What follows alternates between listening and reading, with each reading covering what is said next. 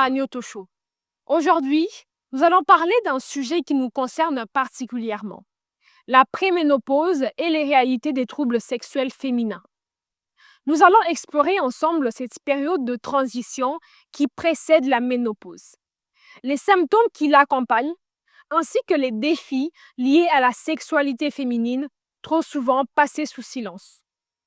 Chers frères et sœurs, prenons un instant pour réfléchir. La ménopause survient généralement entre 45 et 55 ans.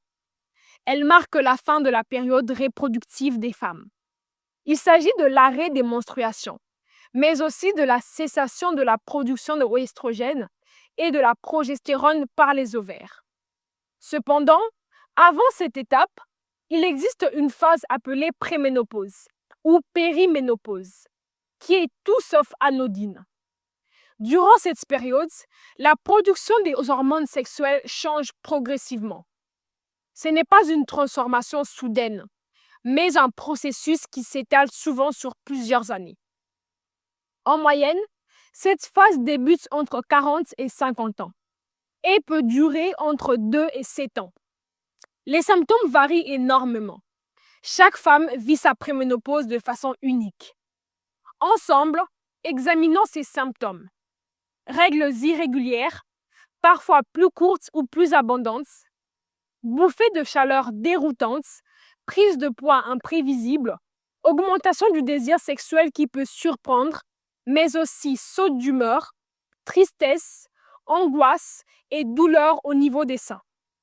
Ces manifestations peuvent sembler banales lorsqu'on les énumère ainsi, mais elles pèsent lourd dans le quotidien. Elle rappelle que le corps change, que la fertilité s'éloigne et qu'il est essentiel d'en parler sans tabou ni honte.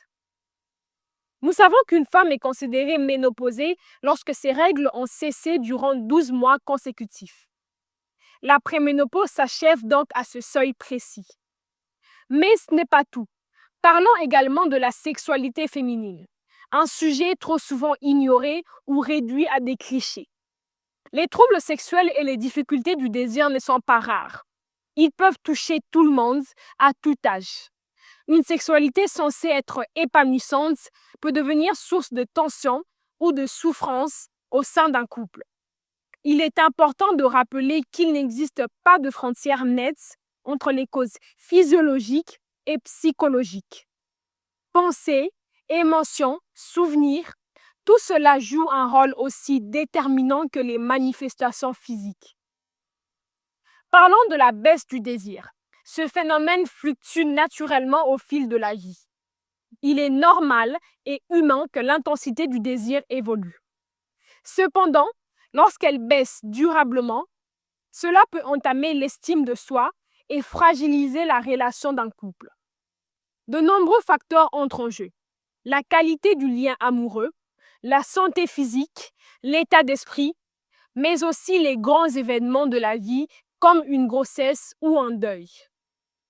Abordons aussi la question de l'orgasme. Pendant l'orgasme, les muscles des organes sexuels se contractent de manière intense et rythmée. Pourtant, même avec un désir normal et un plaisir lors de la stimulation, certaines femmes ont du mal à atteindre l'orgasme, voire n'y parviennent pas du tout. Parfois, il existe une pression de vouloir atteindre l'orgasme en même temps que le ou la partenaire, comme le montrent certains films ou récits érotiques. En réalité, cet idéal est rarement atteint. Il est important de se libérer de ces attentes irréalistes. Parlons aussi des douleurs pendant les rapports, qu'on appelle dyspareunie. Ces douleurs peuvent survenir au moment de la pénétration ou après, au niveau du vagin, du clitoris ou des lèvres. Il ne s'agit pas simplement d'un problème sexuel, c'est une douleur chronique qui peut peser sur la vie sexuelle et la confiance en soi. Il existe aussi le vaginisme, où les muscles du vagin se contractent de manière douloureuse lors de la pénétration. Et souvent, ces problèmes s'entrelacent. La douleur peut mener à une perte de désir et cette perte peut amplifier la douleur. Une autre dimension qu'il nous faut évoquer, la question des traitements. Contrairement à la dysfonction érectile masculine, qui a suscité de nombreuses recherches et abouti à des traitements connus, la dysfonction sexuelle féminine est restée longtemps négligée. Jusqu'à récemment, aucun médicament n'existait spécifiquement pour stimuler le désir ou l'excitation chez la femme. Des laboratoires ont commencé à s'y intéresser, cherchant un Viagra pour femmes, mais les résultats restent limités et controversés. Par exemple, les flibans sereins a été développé pour stimuler la libido des femmes non ménopausées. Mais son efficacité a été jugée insuffisante par la FDA, qui a refusé son approbation en 2010. Enfin, évoquons la question des chiffres. Certaines avancent que près de la moitié des femmes seraient concernées par des troubles sexuels.